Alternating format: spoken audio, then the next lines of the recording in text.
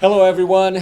This is Brandon Olson with the Driven to Succeed Real Estate Podcast, where we talk about everything from real estate investing to purchasing of first homes to jumbo purchases. And today, my special guest is Clarissa Lobo from Coldwell Banker Realty.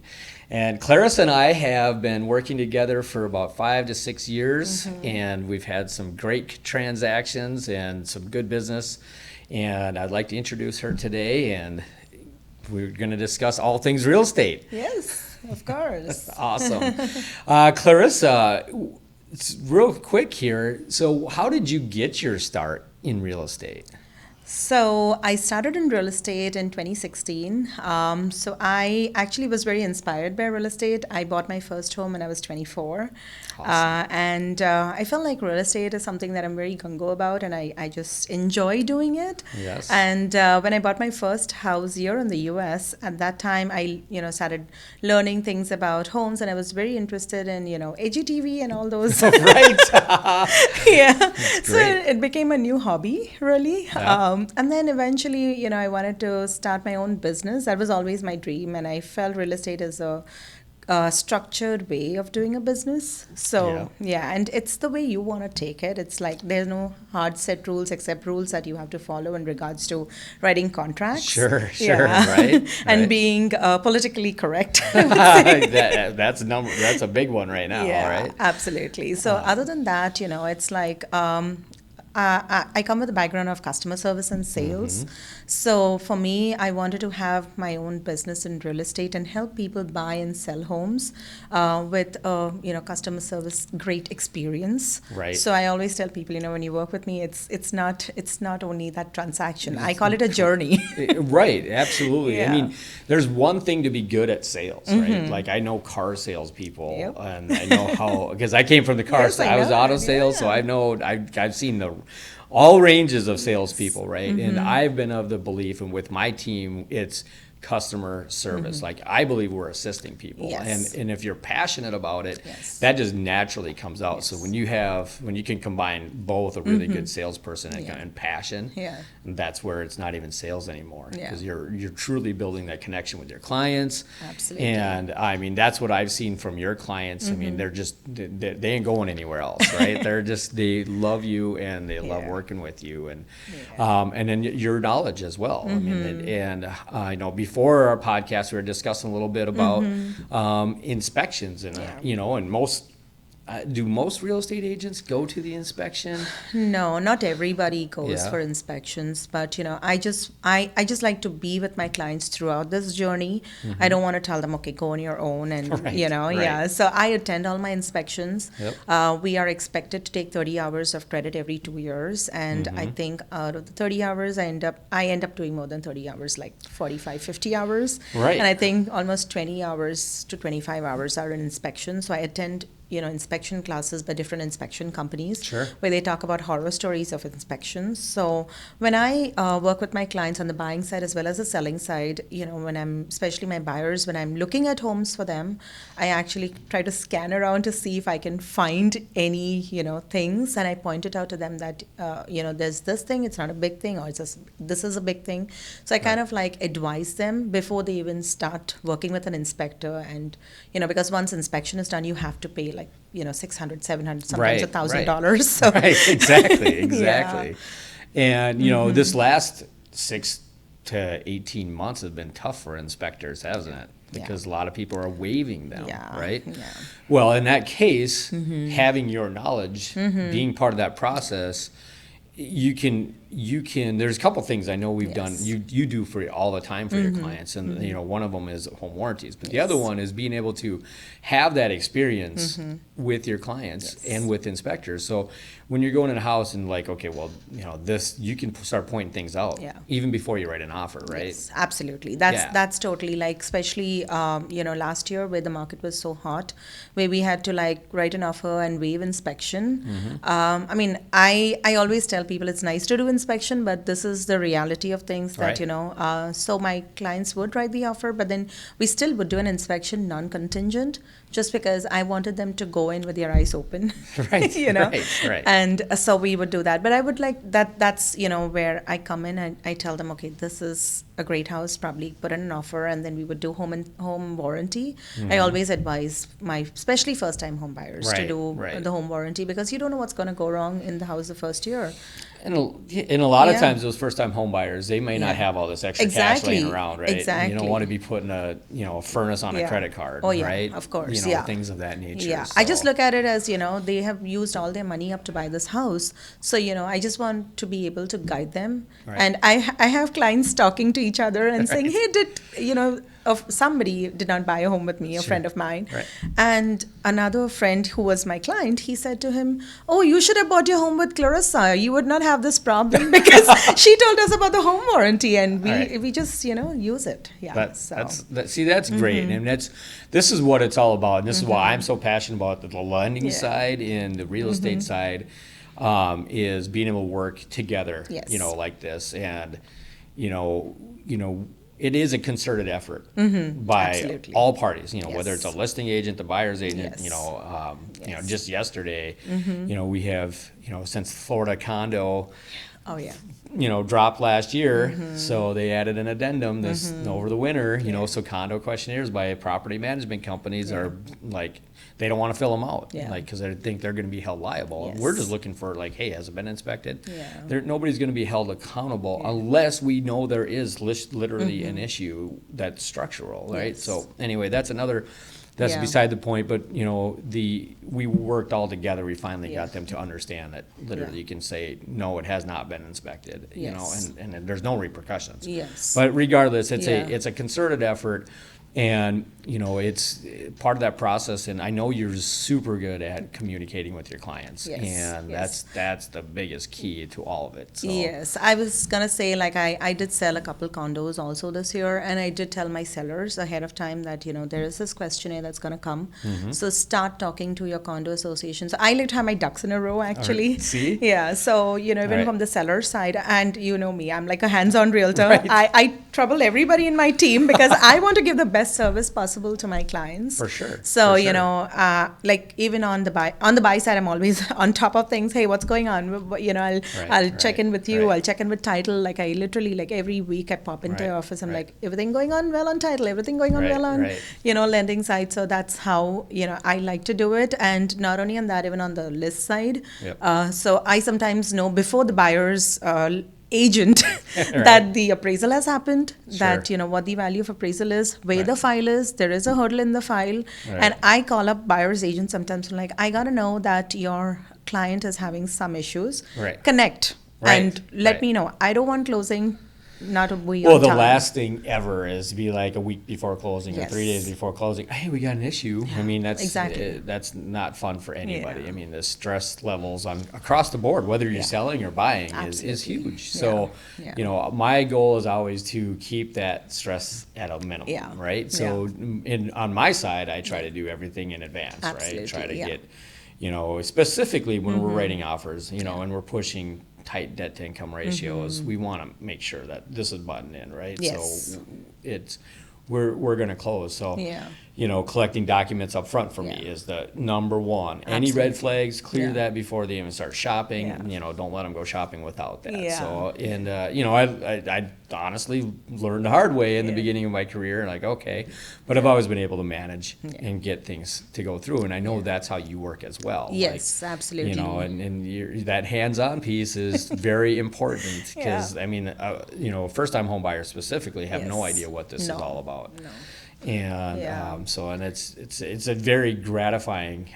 Some of our clients that we closed together, Yes. and watching them at closing and just the Yeah. happiness that they have, right? Yeah, absolutely. Because sometimes, it's so when people come talking to us and they're like, okay, I think I want to buy a house up to 500,000.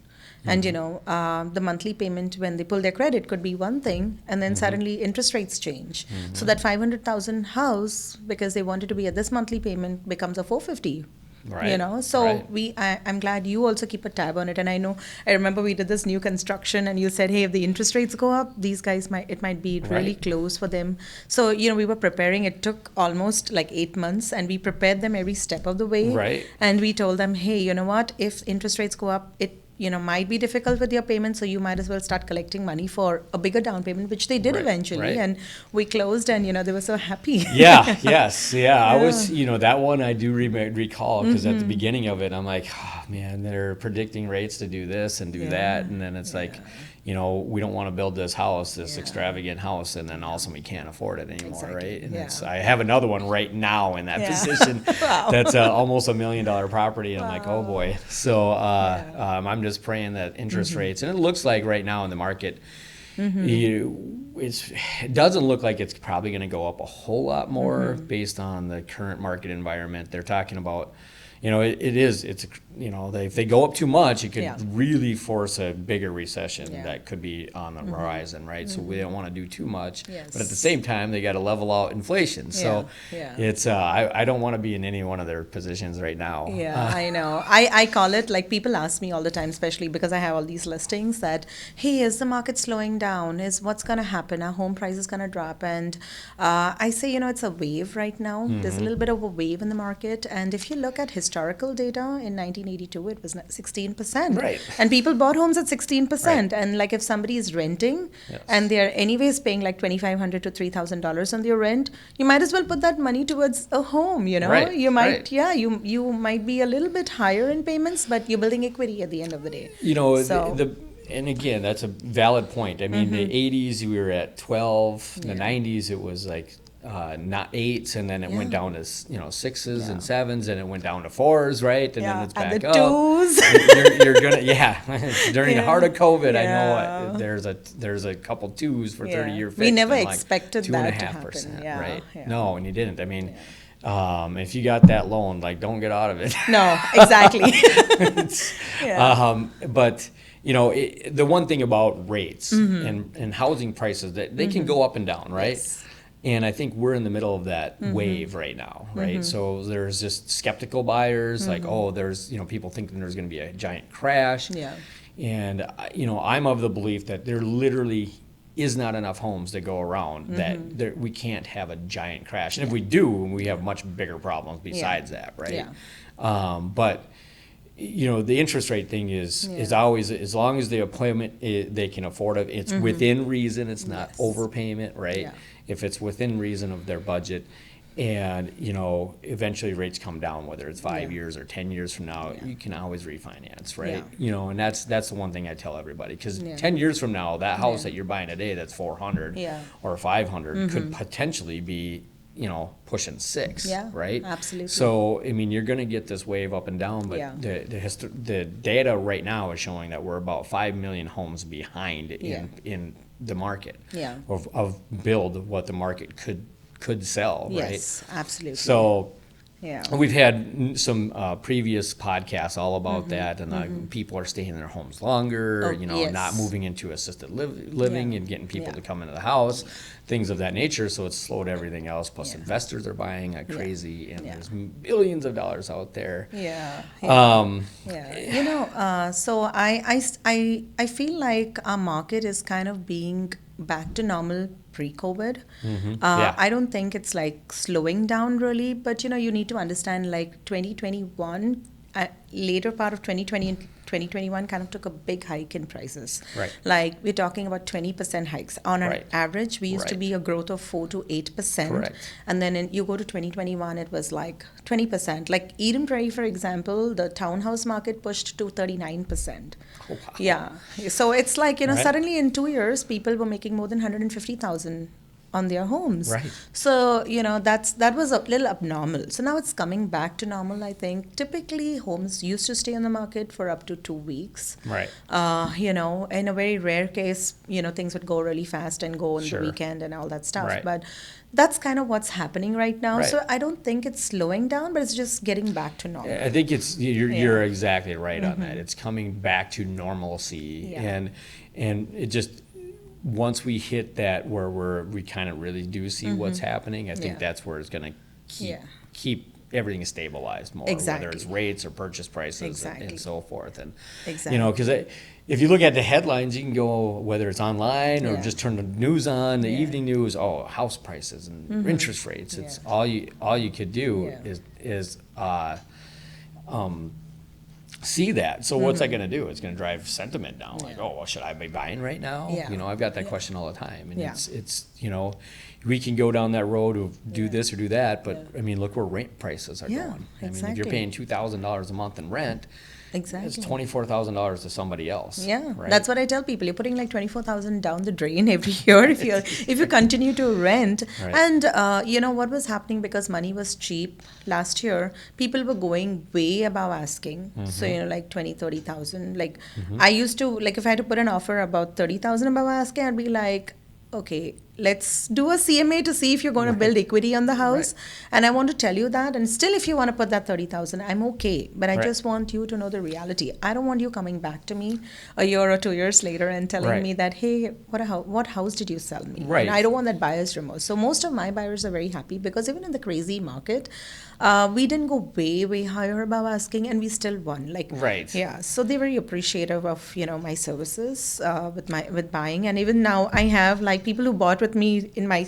It's been like 6 years in my career, but there are people who are moving now. So they Right. they call me. I had like almost 4 to 5 clients who called me, and they're like, we're moving and we want you to sell our house. So it's Yep. nice to have that repeat business. Yeah, I mean, Yeah. because you equip them with the right knowledge up front, Yes. and you're not just that salesperson say, "Hey, we got to win this deal. I think Yeah. it's going to take $40,000 to do it." Yeah, right. yeah, You're doing all of the legwork and yeah. making sure that they understand what they're getting into. Exactly. Right? Yeah.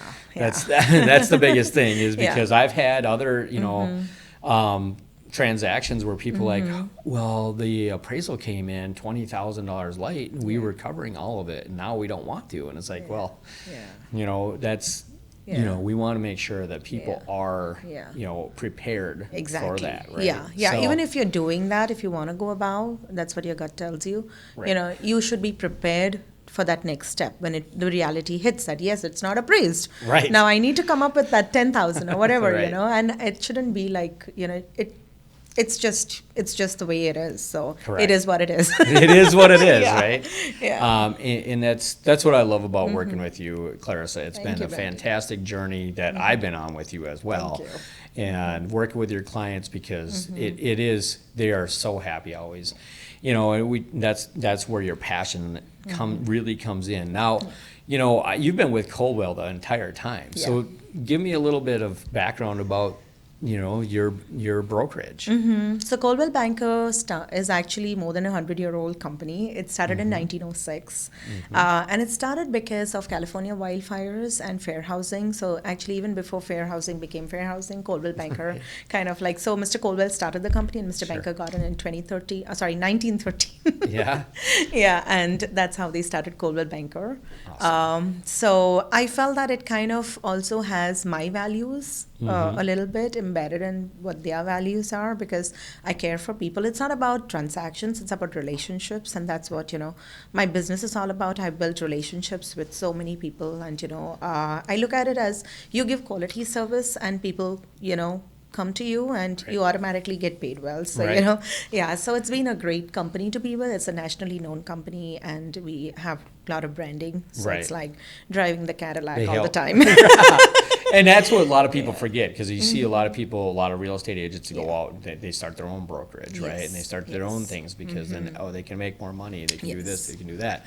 But they don't have that entity standing behind them. Absolutely, right? yeah, And, yeah. and it speaks volumes to your loyalty, right? Yes. Because it's like your clients are loyal to you Yes. and you're loyal to them. And I know what loyalty is as well. Yeah.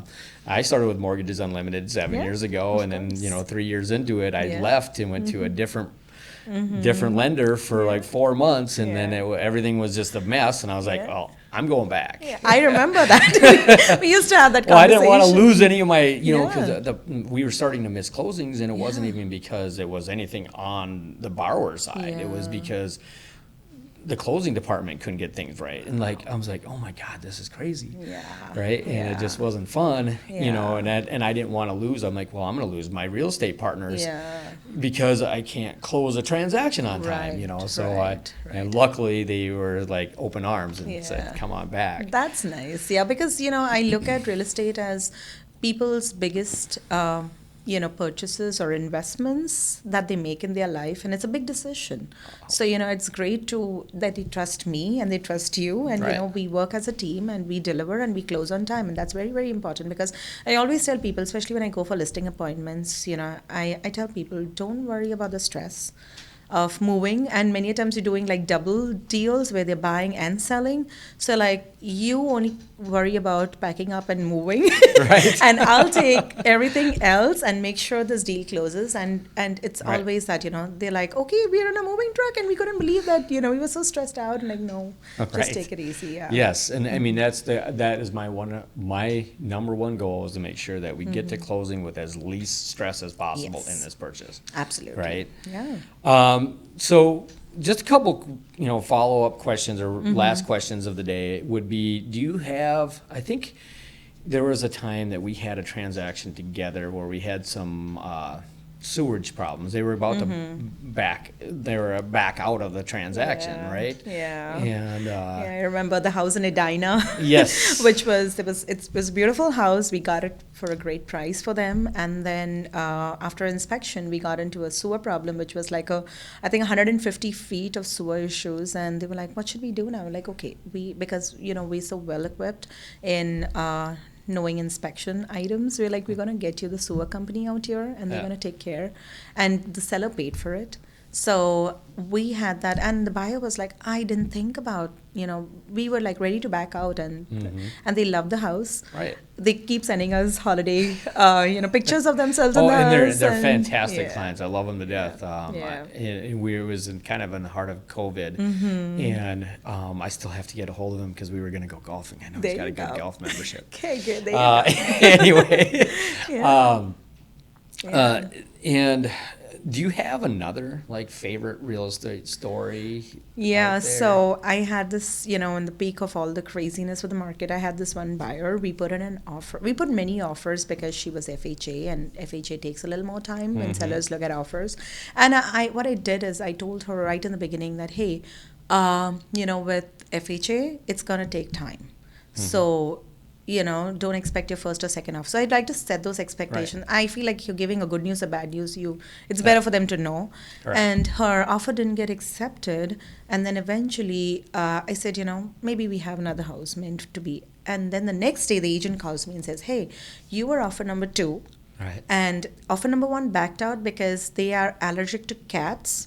And my seller had cats in the house, and she disclosed, but they didn't see the disclosure. Sure. So will your buyer buy that house? And I'm like, of course, I think she will. And I called her up right away, and I'm like, will you buy? She's like, yes, of course. And she got the house. Yeah. So, I tell people, I'm like, if that house is meant to be for you, you will get it. Right. And if it's not meant to be, there's another nice house meant for you. I tell my buyers, there's only one house for you, and to all my sellers, there's only one buyer for your house. So, Right. Yeah. And I've seen so many times where, we missed out on this one, we missed out on this one, but then all of a sudden we get, it's a third or fourth offer. They get accepted, and it's like, look at all the previous houses. This is the one. Yeah, right? exactly. So you're exactly right on that. Clarissa, where is your, what area do you really, you live in Eden Prairie, right? So that is kind of, I would say, the Southwest Metro is kind of where you really focused, and the Twin City market. Yeah, right? So I don't restrict myself to only a certain area, though I do a lot of business in Eden Prairie, Edina. You're very well connected there. Yes, I am. Yes. I'm very involved with the community there. I play a big role in my church in Eden Prairie, and then also my community. I used to do a lot of national neighborhood night outs, so all my neighbors know me.